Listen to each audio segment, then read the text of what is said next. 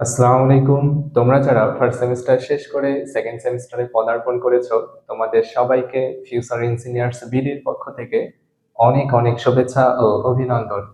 তো তোমরা যে ডিপার্টমেন্টের স্টুডেন্টস হও না কেন, সব ডিপার্টমেন্টেই সেকেন্ড সেমিস্টারে ম্যাথমেটিক্স 2 আছে। তো এখন আমরা সেই ম্যাথমেটিক্স 2 এরই প্রথম অধ্যায় অর্থাৎ আংশিক ভগ্নাংশ সম্পর্কে একটু আলোচনা করব। তো এই আংশিক ভগ্নাংশ চ্যাপ্টারের যতগুলো ম্যাথ আছে সবগুলো সমাধান করার জন্য আমরা 5টা নিয়ম শিখব। তো এই 5টা নিয়ম যদি তুমি খুব ভালো মতো বুঝতে পারো, তাহলে যে কোনো ম্যাথ তুমি খুব সহজে সমাধান করতে পারবে ইনশাআল্লাহ। তো 5টা নিয়মের মধ্যে প্রথম যে নিয়মটা রয়েছে, অর্থাৎ নিয়ম নাম্বার 1।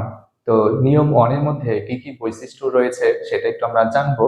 দেন এই বৈশিষ্ট্যের উপর ভিত্তি করে আমরা কয়েকটা ম্যাথ সমাধান করবো ইনশাআল্লাহ।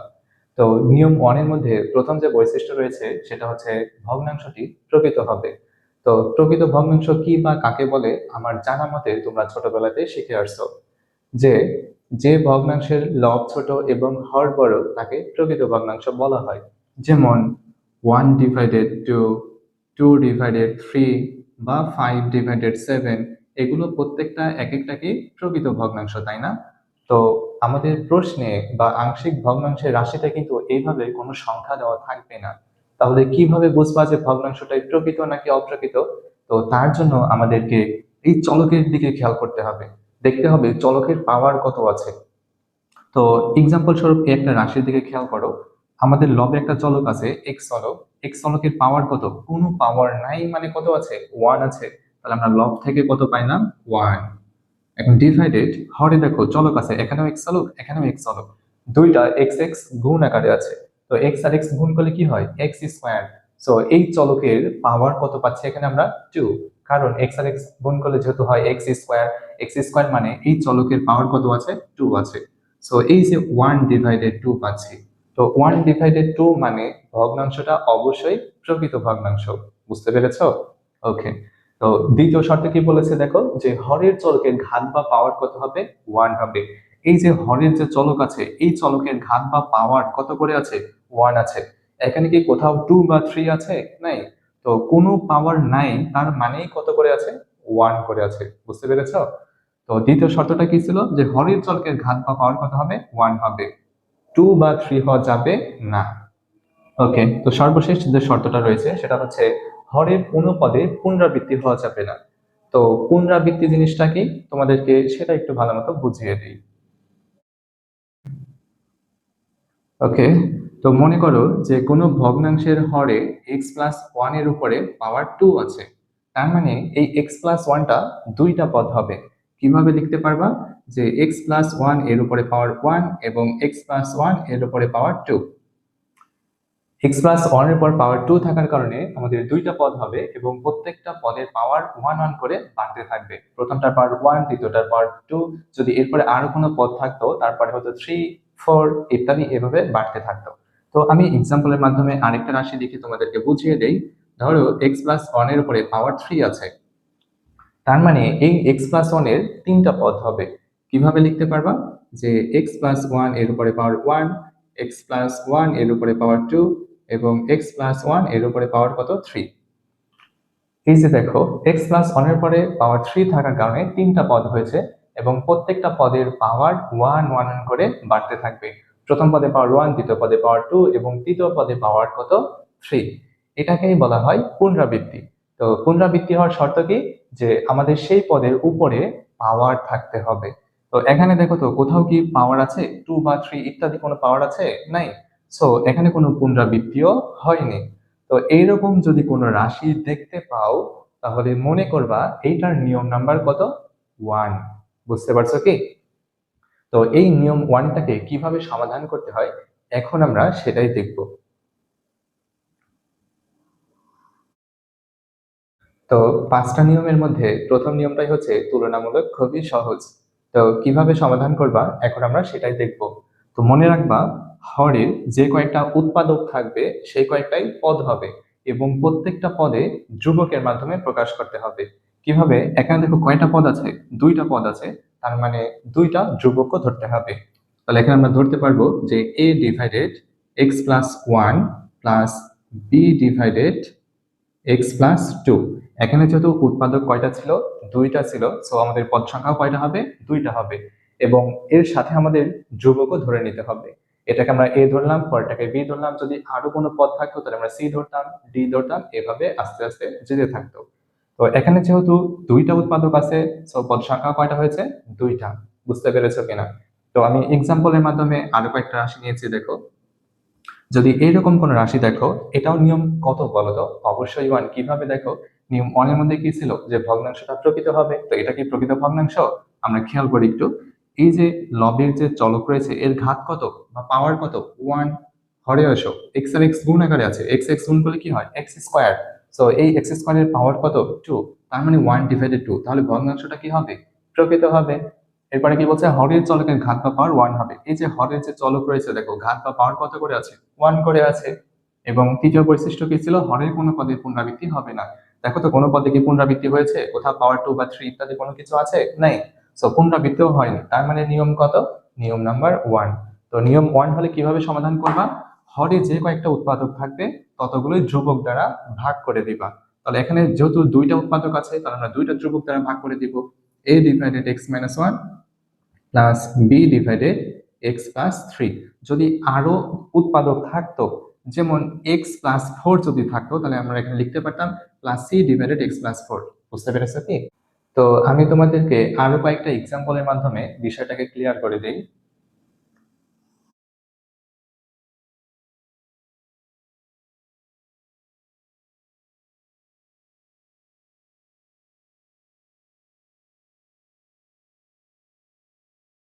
যদি কখনো এরকম রাশি দেখতে পাও, এটাও কিন্তু নিয়ম নাম্বার ওয়ান। কিভাবে? কারণ এটা ভগ্নাংশটি প্রকৃত, হরের চলকের ঘাত বা পাওয়ার ওয়ান, এবং কোনো পদে পুনরাবৃত্তিও হয়নি। সো এটাও নিয়ম নাম্বার ওয়ান। তো এখানে দেখো উৎপাদক কয়টা আছে, তিনটা আছে। সো এখানে ধ্রুবক কয়টা হবে বলো তো, তিনটা হবে। যেমন a divided x plus one plus b divided x plus two এবং plus c divided x plus three. এটাই হচ্ছে আমাদের আংশিক ভগ্নাংশের ধ্রুবকের মাধ্যমে প্রকাশ। তো এই নিয়ম নাম্বার ওয়ানটাই কিন্তু আবার একটু ব্যতিক্রম হতে পারে। চারটা নিয়মের মধ্যে প্রথম নিয়মটাই একটু ব্যতিক্রম হতে পারে, সেই ব্যতিক্রম নিয়মটাও এখন আমি তোমাদেরকে একটু শিখিয়ে দিই। যদি কখনো এইরকম রাশি দেখতে পাও যে one divided x square minus x square plus seven x minus eighteen, এটার নিয়ম নাম্বার কত বলো তো? এটাও কিন্তু নিয়ম ওয়ান। কিভাবে? আমাদের হরে যে মানটা দেওয়া আছে, প্রথমত এটাকে আগে উৎপাদকে বিশ্লেষণ করে নিতে হবে। তো উৎপাদকের বিশ্লেষণ আমার জানা মতে তোমরা ক্লাস সেভেন এইটে শিখে আসছো। তারপর আমি এখন একটু তোমাদেরকে শিখিয়ে দিই যে ওয়ান ডিভাইডেড, প্রথমত কাজকে উৎপাদকের বিশ্লেষণে বলতো যে প্রথম রাশিকে শেষের রাশি দ্বারা গুণ করতে হবে। তাহলে এখানে যেহেতু কোনো সংখ্যা নেই, তার মানে অবশ্যই ওয়ান আছে। সেই ওয়ানের সাথে যদি আমরা মাইনাস 18কে গুণ করি তাহলে কত হবে, মাইনাস 18ই হবে। তো এই মাইনাস 18টাকে ভাঙতে হবে, ভেঙে এমন দুইটা সংখ্যা জানতে হবে যেন সেই দুইটা সংখ্যা যোগ অথবা বিয়োগ করে মাঝখানের সংখ্যাটা মিলে যায়। তাহলে 18কে আমরা কিভাবে ভাঙতে পারবো বলতো? যে মাইনাস টু গুণের নাইন করতে পারবো না, নয় দুগুণে কত, 18। তাহলে আমরা যদি 9 থেকে 2কে বিয়োগ করি কত হবে, 7 হয়ে যাবে। বুঝতে পেরেছো কি? তাহলে এখানে আমরা ভাঙতে পারবো কত কত দিয়ে বলো তো, মাইনাস টু এবং 9। লিখতে পারবো যে x square minus two x plus nine x minus eighteen. তারপরে কি লিখতে পারবো দেখো, ওয়ান ডিভাইডেড, এই দুইটা থেকে কমন নিয়ে নিব, এক্স কমন চলে গেলে কি থাকবে, x minus two plus nine common নিলে কি থাকবে, এক্স মাইনাস কত, টু। এরপরে কি লেখা যায় বলো, দুইটা থেকে এবার আমরা আবার একটা কমন নিব, যে ওয়ান ডিভাইডেড, এখানেও এক্স মাইনাস টু, এখানেও এক্স মাইনাস টু, আমরা একটা কমন নিয়ে নিব। তাহলে হবে x minus two into x plus nine, x plus nine. এই যে এখন দেখো এটা নিয়ম কত হয়ে যাচ্ছে, নিয়ম নাম্বার ওয়ান। কারণ কি দেখো, ভগ্নাংশটা প্রকৃত, হরের চলকের ঘাত বা পাওয়ার ওয়ান, এবং কোনো পদেও পুনরাবৃত্তি হয়নি। তার মানে নিয়ম নাম্বার কত, ওয়ান। তো নিয়ম ওয়ান হলে কিভাবে সমাধান করতে হয়, হরে যে কয়েকটা উৎপাদক থাকবে সেই কয়েকটা উৎপাদককে ধ্রুবক দ্বারা ভাগ করে দিতে হবে। তো লিখতে পারবা যে a divided x minus two plus b divided x plus nine. তো এখন বিষয় হচ্ছে, আমরা প্রকৃত ভগ্নাংশ যখন চিনি তখন আমরা কি খেয়াল করি বলতো, চলক খেয়াল করি যে চলকের পাওয়ার কত। তো এখানে লবে দেখো কোনো চলকই নেই। তো চলক যদি নাই থাকে সেখানেও কিন্তু মনে মনে 1 ধরে নিতে হবে। বুঝতে পেরেছো কি? তো এখানে যদি কোনো চলকই নেই তার মানে উপরে কত আছে? 1 আছে। আর হরে x আর x গুণ করে x স্কয়ার, তার মানে কত আছে? 2 আছে। তার মানে 1/2 হলে ভগ্নাংশটা কি? প্রকৃত। তো প্রকৃত ভগ্নাংশ হরের চলকের ঘাত বা পাওয়ার 1, কোনো পদে পুনরাবৃত্তি হয়নি, তার মানে এটা নিয়ম নাম্বার 1। আর নিয়ম 1 হলে যতগুলো উৎপাদক থাকবে ততগুলো ধ্রুবক দ্বারা ভাগ করে যোগ করতে হবে। এটাই হচ্ছে নিয়ম 1 এর বৈশিষ্ট্য। তো এই যে আমরা এটুকু সমাধান করলাম বা ধ্রুবকের মাধ্যমে সমাধান করলাম, এইভাবে জাস্ট অতি সংক্ষিপ্ত প্রশ্নে থাকবে, 2 মার্ক প্রশ্নের জন্য থাকবে। তো এখন আমরা এইটাকে সংক্ষিপ্ত বা রচনামূলক প্রশ্নে কিভাবে সমাধান করতে হয় সেটা দেখব। তো অতি সংক্ষিপ্ত প্রশ্নে তোমাদেরকে বলবে যে আংশিক ভগ্নাংশের আকারে প্রকাশ করো অথবা আংশিক ভগ্নাংশের ধ্রুবকের মাধ্যমে প্রকাশ করো, তখন তোমাদেরকে জাস্ট এইটুকু বের করতে হবে। আর সংক্ষিপ্ত বা রচনামূলক প্রশ্নে তোমাদেরকে বলবে যে আংশিক ভগ্নাংশে প্রকাশ করো। তো আংশিক ভগ্নাংশে প্রকাশ করা মানে এই যে এখানে এর মান এবং বি এর মানটা বের করতে হবে।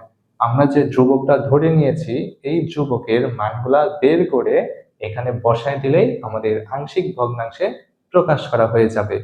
আশা করি বুঝতে পেরেছো। তো এখন আমরা কিভাবে আংশিক ভগ্নাংশে প্রকাশ করতে হয় সেটা শিখবো। তো এখন আমরা নিয়ম 1 এর বৈশিষ্ট্যের উপর ভিত্তি করে একটা ম্যাথ সমাধান করব যে কিভাবে আংশিক ভগ্নাংশে প্রকাশ করা যায়। তো তার জন্য আমি একটা রাশি নিয়েছি যে 3x + 4 divided x + 1 into x + 2 কে আংশিক ভগ্নাংশে প্রকাশ করো। তো প্রথমত আগে দেখতে হবে যে এই রাশিটা কত নম্বর নিয়মের মধ্যে পড়ে। তো আমি যেহেতু তোমাদেরকে এ পর্যন্ত একটাই নিয়ম শিখাইছি, তার মানে অবশ্যই ধরে নিবা যে এটা নিয়ম নাম্বার 1, তাই না? তো তারপর আমরা দেখব যে নিয়ম 1 এর বৈশিষ্ট্যগুলা মেনে চলে কিনা। তো নিয়ম 1 এর প্রথম বৈশিষ্ট্যটা কি ছিল? যে ভগ্নাংশটি প্রকৃত হবে। তো দেখো এখানে ভগ্নাংশটা প্রকৃত হয় কিনা। লবের যে চলক রয়েছে, চলকের পাওয়ার কত? 1।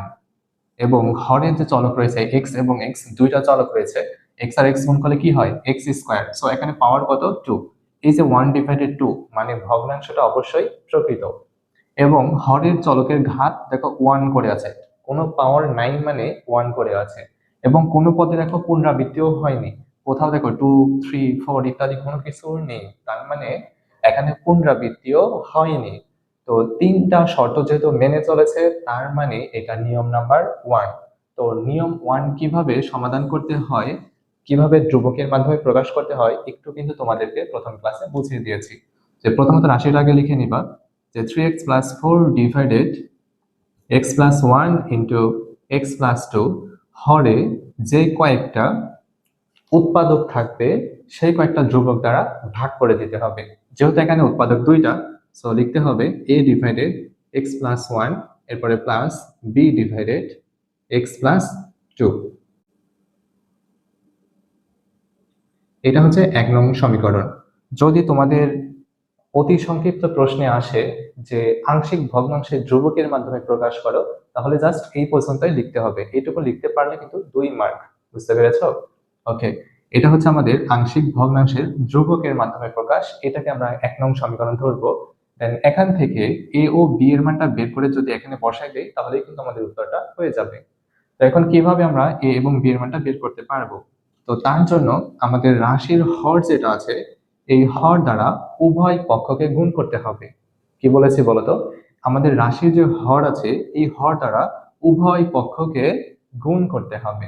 তাহলে আমরা লিখতে পারবো যে 1 নং সমীকরণের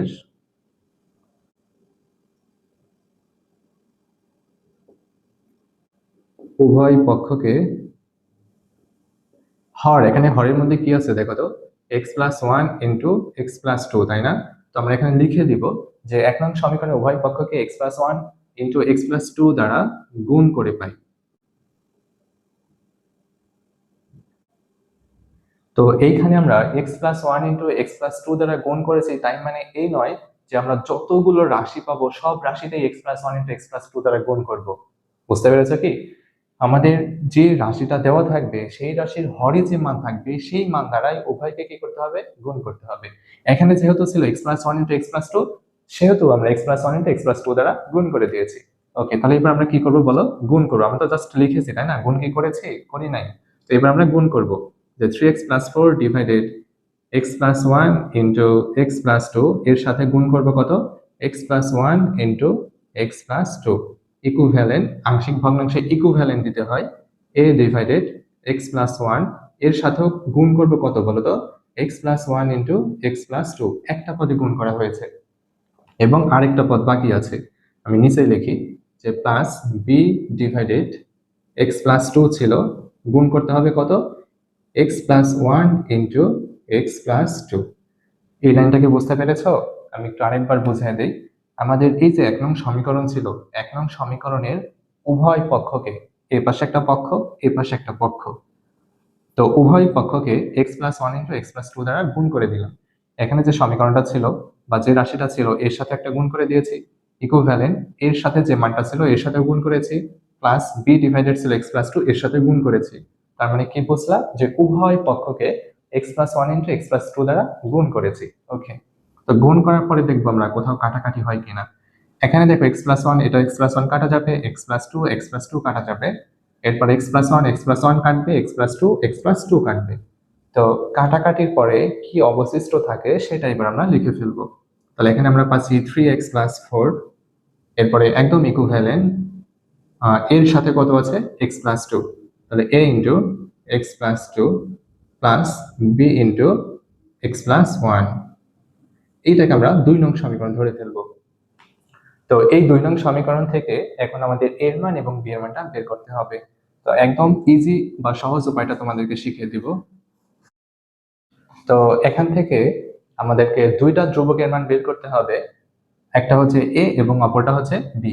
তো মনে রাখবা, যখন আমরা এর মানটা বের করব তখন বিটা অবশ্যই জিরো হতে হবে, আবার যখন বি এর মানটা বের করব তখন এটাকে অবশ্যই জিরো করতে হবে। যদি তিনটা ধ্রুবক থাকতো, যে এ, বি এবং সি, তাহলে এর মান যখন বের করব তখন বি এবং সি দুইটাকেই জিরো করতে হবে, আবার যখন সি এর মান বের করব তখন এ এবং বি দুইটাকেই জিরো করতে হবে। বুঝতে পেরেছো কি? তার মানে কি দাঁড়ায়, যে আমরা যার মান বের করব সেটা ছাড়া বাকিগুলাকে জিরো করতে হবে। তো এখানে যেহেতু দুইটা ধ্রুবক আছে, আমরা এর মান যখন বের করব তখন বিটাকে জিরো করতে হবে, আবার যখন বি এর মানটা বের করব তখন এটাকে জিরো করতে হবে। তো এখানে কিভাবে জিরো করব, এক্স এর মান বসিয়ে। ওকে, তো প্রথমত মনে করো যে আমরা এর মানটা বের করব, তো এর মান বের করতে চাইলে বিটাকে জিরো করতে হবে। তো কিভাবে জিরো করব, দেখো এখানে প্লাস ওয়ান আছে, তার মানে এক্স এর জায়গাতে যদি আমরা মাইনাস ওয়ান নেই, তাহলে প্লাস ওয়ান মাইনাস ওয়ানে কি হয়ে যাবে, জিরো হয়ে যাবে। সেই জিরোর সাথে যদি বি কে গুণ করি কি হয়ে যাবে, জিরো হয়ে যাবে, কারণ জিরোর সাথে যাকেই গুণ করি কি হয়ে যায়, জিরো হয়ে যায়। তাহলে এক্স এর মান আমরা কত বসাচ্ছিলাম বলতো, মাইনাস ওয়ান। তো কিভাবে বুঝবা, এটাও একটা সহজ টেকনিক শিখাই দেই। এই পাশে যে সংখ্যা থাকবে সেই সংখ্যাকে নিতে হবে, যদি ওয়ান থাকে ওয়ান নিতে হবে, টু থাকে টু নিতে হবে। বুঝছো কি? এখন শর্ত হচ্ছে যদি প্লাস চিহ্ন থাকে তাহলে মাইনাস চিহ্ন নিতে হবে, তাহলেই তো জিরো হবে। এখন এই পাশে প্লাস চিহ্ন আছে, তুমি যদি এ পাশে আবার প্লাস চিহ্ন নাও তাহলে কি জিরো হবে, হবে না। তো এখানে যদি মাইনাস ওয়ান থাকতো তাহলে এক্স এর মান আমরা প্লাস এর ওয়ান নিতাম, যেহেতু এখানে প্লাস এর ওয়ান আছে তার মানে কি ওয়ান নিতে হবে, মাইনাস ওয়ান। বুঝছো? আশা করি বুঝতে পেরেছো। তাহলে এই 2 নং সমীকরণে আমি একটু শর্টকাট লিখে দিলাম, তোমরা বাংলায় লিখে নিও, যে 2 নং সমীকরণে x equal to minus one বসিয়ে পাই। ওকে, তাহলে 2 নং সমীকরণে যেখানে যেখানে এক্স আছে তার পরিবর্তে আমরা কত বসাবো, মাইনাস ওয়ান। তো সুতরাং 3 ইন্টু এক্স এর মান minus one plus four equal two, যখন মান বসাবো তখন কিন্তু আর ইকুইভ্যালেন্ট থাকবে না, তখন ইকুয়াল হয়ে যাবে। এরপরে এ ইন্টু এক্স এর মান বসাচ্ছি মাইনাস ওয়ান, তার সাথে আছে প্লাস টু, এরপর প্লাস বি ইন্টু এক্স এর মান মাইনাস ওয়ান, তার সাথে আছে প্লাস ওয়ান। ওকে, এবার আমরা বাকিটা ক্যালকুলেশন করব। থ্রির সাথে মাইনাস ওয়ান যদি গুণ করি কি হয়, প্লাস মাইনাসে মাইনাস, থ্রির সাথে ওয়ান গুণ করলে three, plus four equal to A into two থেকে ওয়ান বিয়োগ করলে কত হয়, ওয়ান হয়, প্লাস ওয়ান থেকে ওয়ান বিয়োগ করলে জিরো, সেই জিরোর সাথে যদি বি কে গুণ করি কি হয়ে যাবে, জিরো হয়ে যাবে। পরের লাইনে আসো, ফোর থেকে থ্রি বিয়োগ করলে ওয়ান হয়, ইকুয়াল টু এর সাথে যদি আমরা ওয়ান গুণ করি কি হবে, এই হবে, এর সাথে জিরো যোগ করলেও এই হবে। সুতরাং এর দেখো আমরা একটা মান পেয়ে গেছি, এর মান হচ্ছে ওয়ান। বুঝতে পেরেছো? আশা করি বুঝতে পেরেছো তোমরা খুব সহজে। তো এরপর আমাদের বি এর মান বের করার পালা। তো যখন বি এর মান বের করব তখন এর মানকে জিরো করতে হবে। তো এর মানকে যদি জিরো করতে চাই এক্স এর মান কত বসাবো বলতো, যেহেতু টু আছে তার মানে অবশ্যই টু নিতে হবে, এবং প্লাস টু আছে তাই কি টু নিতে হবে, মাইনাস টু নিতে হবে। খুব সহজে বুঝতে পেরেছো তাই না? তাহলে এখন আমরা লিখবো যে আবার 2 নং সমীকরণে x ইকুয়াল টু -2 বসিয়ে পাই। ঠিক আছে, তাহলে এই সমীকরণে এবার আমরা -2 বসিয়ে দেব। তাহলে 3 into -2 plus 4 equal to a into x এর মান -2 plus 2 plus b into x এর মান কত বসাচ্ছি বলতো, -2, সাথে কি আছে +1। ওকে, আমি নিচের লাইনটা মুছে দেই। এরপরে ক্যালকুলেশন করো যে প্লাস মাইনাসের মাইনাস 3 দুগুণে 6 প্লাসের 4 ইকুয়াল টু a ইন্টু, দেখো 2 থেকে 2 বিয়োগ করলে কি হয়, 0 হয়। 0-র সাথে a গুণ করলে কি হয়ে যাবে, 0 হয়ে যাবে। চাইলে এই লাইনটা স্কিপ করতে পারবো, আমি শুরুর ক্লাস জন্য স্কিপ করছি না, পরবর্তীতে এগুলো স্কিপ করে দিব। প্লাস b ইন্টু 1 থেকে 2 বিয়োগ করলে কত হয়, মাইনাসের 1 হয়। তো 4 থেকে 6 বিয়োগ করলে কত হয়, -2 ইকুয়াল টু 0-র সাথে এটা যোগ করলেও যা হবে বিয়োগ করলেও তাই হবে। সো 0 লেখার দরকার নাই, 0টাকে অটোমেটিক বাদ দিয়ে দিবা। তো b এর সাথে যদি আমরা -1 কে গুণ করি কি হয়, দেখো প্লাস মাইনাসে মাইনাস, b এর সাথে 1 গুণ করলে b হয়, মাইনাস মাইনাস কাটা, সুতরাং b এর মান কত, 2। তাহলে দেখো আমরা a এর মান এবং b এর মান দুটোই পেয়ে গেছি। এখন আমাদের কাজ কি, এই a এর মান এবং b এর মানটাকে 1 নং সমীকরণে বসানো। তো 1 নং সমীকরণটা কি ছিল বলতো, তো তার জন্য একটা বাংলা লিখে দিবা, সেই বাংলাটা আমি লিখে দিই তোমাদের।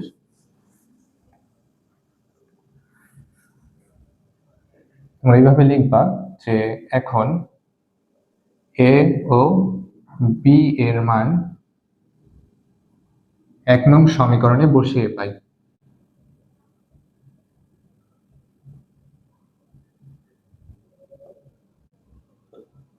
এক নং সমীকরণটা কি ছিল, যে 3x plus 4 divided x plus 1 into x plus 2 equivalent a divided x plus 1 plus b divided x plus 2, এটাই ছিল, তাই না? তো এখন আমরা কি করবো বলতো, জাস্ট মানটা বসাই দিব। এর মান কত পেয়েছি না, 1, তাহলে এখানে আমরা লিখবো 1 divided x plus 1 plus b এর মান কত পেয়েছি, 2। তো এখানে আমরা লিখতে পারবো যে 2 ডিভাইডেড x প্লাস 2, এটাই হচ্ছে আমাদের নির্ণেয় আংশিক ভগ্নাংশ। বুঝতে পেরেছো কি? তো বইয়ের নিয়ম 1 এর যতগুলো ম্যাথ আছে তোমরা নিজে নিজে ট্রাই করো, দেখো খুব সহজে সমাধান করতে পারতেছো। তো এবার আমরা নিয়ম 2টা দেখবো।